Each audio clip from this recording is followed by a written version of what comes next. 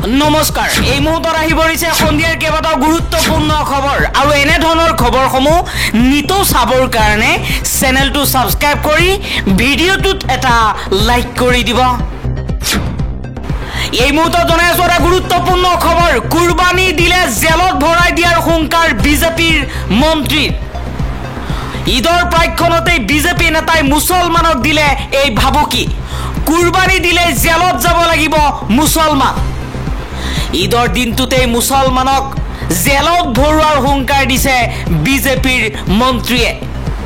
বিজেপিৰ মন্ত্ৰীয়ে কৈছে এইখন পাকিস্তান নহয়, এইখন ভাৰত। বিজেপি মন্ত্ৰীৰ হুংকাৰৰ পিছতেই দেশজুৰি ব্যাপক প্ৰতিক্ৰিয়াৰ সৃষ্টি হৈছে। কুৰবানীক লৈ এই মন্তব্য কৰিছে মহাৰাষ্ট্ৰৰ বিজেপিৰ মন্ত্ৰী নীতেশ ৰাণে। পৰৱৰ্তী খবৰ জাতিগত জনগণনাক লৈ মুখ্যমন্ত্ৰী হিমন্ত বিশ্ব শৰ্মাই এক ডাঙৰ মন্তব্য কৰিছে। জাতিগত জনগণনা হলে অসমীয়া মুছলমানৰ সহায় হ'ব, বৰাকৰ খিলঞ্জীয়া মুছলমানখিনিৰো উপকাৰ হ'ব বুলি মন্তব্য কৰিলে হিমন্ত বিশ্ব শৰ্মাই। মুখ্যমন্ত্ৰী শৰ্মাই কৈছে মুছলমানৰ দাবী আমি আখৰে আখৰে পালন কৰিম। জাতি জনগণনাক লৈ মুখ্যমন্ত্ৰী হিমন্ত বিশ্ব শৰ্মাই এই মন্তব্য কৰিছে। আন এটা খবৰ অসমৰ উন্নয়ন পাহৰি গ'ল মুখ্যমন্ত্ৰী হিমন্ত বিশ্ব শৰ্মাই। এতিয়া তেওঁৰ এটাই কাম, সেইটো হৈছে গৌৰৱ গগৈক কেনেকৈ প্ৰতিৰোধ কৰিব পাৰি। মুখ্যমন্ত্ৰী হিমন্ত বিশ্ব শৰ্মাক উভতি ধৰিলে কংগ্ৰেছ নেতা ৰিপুণ বৰাই। পৰৱৰ্তী খবৰ মুখ্যমন্ত্ৰীৰ ৰাজনৈতিক যাত্ৰা মই অনুসৰণ কৰিব বিচৰা নাই। প্ৰথমে আছু, তাৰ পিছত কংগ্ৰেছ আৰু পিছত বিজেপি। মই তেওঁৰ দৰে ৰাজনৈতিকভাৱে ইমান ফ্লেক্সিবল নহয়। যিফালে ক্ষমতা সেইফালেই তেওঁৰ ভৰি থাকে। শিলচৰত এই মন্তব্য কৰিছে সাংসদ তথা অসম প্ৰদেশ কংগ্ৰেছৰ সভাপতি গৌৰৱ গগৈয়ে। গৌৰৱ গগৈয়ে কৈছে মুখ্যমন্ত্ৰী হিমন্ত বিশ্ব শৰ্মাৰ ৰাজনৈতিক যাত্ৰা মই কেতিয়াও অনুসৰণ নকৰোঁ। মই অনুসৰণ কৰিম মোৰ পিতৃ তৰুণ গগৈদেৱৰ ৰাজনৈতিক যাত্ৰা। তৰুণ গগৈদেৱে 15টা বছৰ অসমত ৰাজনীতি কৰিলে, কিন্তু আজিলৈকে হিন্দু মুছলমানৰ নামত সাম্প্ৰদায়িক ৰাজনীতিৰ বীজ সিঁচা নাছিল। আজিৰ তাৰিখত সকলোতকৈ ভ্ৰষ্টাচাৰী নেতাজনেই হৈছে হিমন্ত বিশ্ব শৰ্মা। কংগ্ৰেছত থকাৰ সময়তে বহু দুৰ্নীতি কৰিছিল, কিন্তু বিজেপিত যোগদান কৰাৰ লগে লগে বিজেপিৰ ৱাশ্বিং মেচিনত তেওঁ চাফা হৈ গ'ল। কংগ্ৰেছ চৰকাৰ আহিলে তেওঁৰ বিৰুদ্ধে এটাৰ পাছত এটাকৈ দুৰ্নীতিৰ বিৰুদ্ধে অভিযান চলোৱাৰ হুংকাৰ দিলে কংগ্ৰেছ নেতাগৰাকী।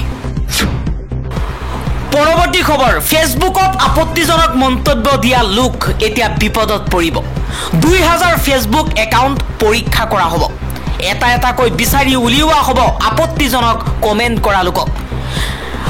ভাৰত পাকিস্তানৰ মাজত যুদ্ধ চলি থকাৰ সময়তে বহু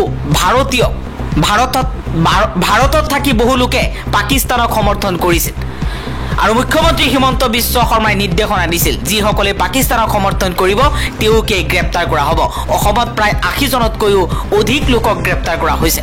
পুনৰ পাকিস্তানী সমৰ্থনকাৰীসকলৰ বিৰুদ্ধে অভিযান চলোৱাৰ হুংকাৰ দিলে মুখ্যমন্ত্ৰী হিমন্ত বিশ্ব শৰ্মাই। মুখ্যমন্ত্ৰী হিমন্ত বিশ্ব শৰ্মাই কৈছে ফেচবুকত পাকিস্তানক সমৰ্থন কৰা সকলৰ বিৰুদ্ধে অভিযান চলোৱা হ'ব। প্ৰায় 2000তকৈও অধিক ফেচবুক একাউণ্ট পৰীক্ষা কৰা হ'ব আৰু এটা এটাকৈ বিচাৰি উলিওৱা হ'ব আপত্তিজনক কমেণ্ট কৰা লোকক।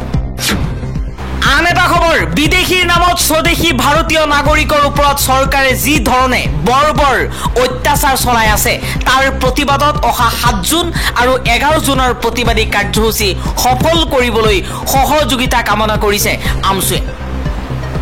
আমছুৰ সভাপতি ৰেজাউল কৰিম চৰকাৰে কৈছে সকলোৱে মিলি গণতন্ত্ৰ ৰক্ষা কৰিব লাগিব। বৰ্তমান অসমত গণতন্ত্ৰৰ পৰিৱৰ্তে ৰাজতন্ত্ৰ চলাই আছে হিমন্ত বিশ্ব শৰ্মাই। চৰকাৰে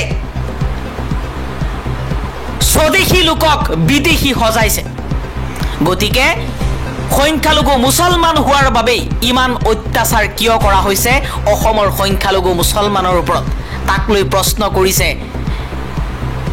ৰেজাউল কৰিম চৰকাৰে কৈছে প্ৰয়োজন হলে গুৱাহাটী উচ্চ ন্যায়ালয় প্ৰয়োজন হ'লে সুপ্ৰিম কোৰ্টলৈ যাবলৈও সাজু আছো আমি সংখ্যালঘু মুছলমানক টাৰ্গেট কৰি বাৰম্বাৰ এনেধৰণে অত্যাচাৰ কৰা সহ্য কৰা নহ'ব বুলি হকিয়াই দি গণতন্ত্ৰ ৰক্ষা কৰাৰ বাবে প্ৰতিবাদী কাৰ্যসূচী ৰূপায়ণ কৰাৰ আহ্বান জনাইছে ৰেজাউল কৰিম চৰকাৰে পৰৱৰ্তী খবৰ গোপনে বিয়াত বহিল তৃণমূল কংগ্ৰেছৰ সাংসদ মহুৱা মৈত্ৰ বিজেপি নেতাৰ হৈতে বিবাহপাশত আবদ্ধ হ'ল মহুৱা মৈত্ৰ 3 মেত গোপনে বিবাহপাশত আবদ্ধ হৈছে এই বিবাহক লৈ দল আৰু সাংসদ গৰাকী নিজেও সম্পূৰ্ণ মৌন হৈ আছিল অৱশ্যে দা টেলিগ্ৰাফত প্ৰকাশিত এক প্ৰতিবেদনত প্ৰকাশ পাইছে যে 2 দিন পূৰ্বেই তৃণমূল কংগ্ৰেছৰ নেতাগৰাকীয়ে বিবাহপাশত আবদ্ধ হৈছে আন এটা খবৰ আমেৰিকাত 12খন দেশৰ নাগৰিকক প্ৰৱেশত নিষেধাজ্ঞা 12খন দেশত আৰোপ কৰা হৈছে নিষেধাজ্ঞা ইজৰাইলৰ এক সমাৱেশত সন্ত্ৰাসবাদী আক্ৰমণৰ পিছত আমেৰিকাৰ ৰাষ্ট্ৰপতি ডোনাল্ড ট্ৰাম্পে 12খন দেশৰ নাগৰিকক আমেৰিকাত প্ৰৱেশ কৰাত সম্পূৰ্ণ নিষেধাজ্ঞা আৰোপ কৰিছে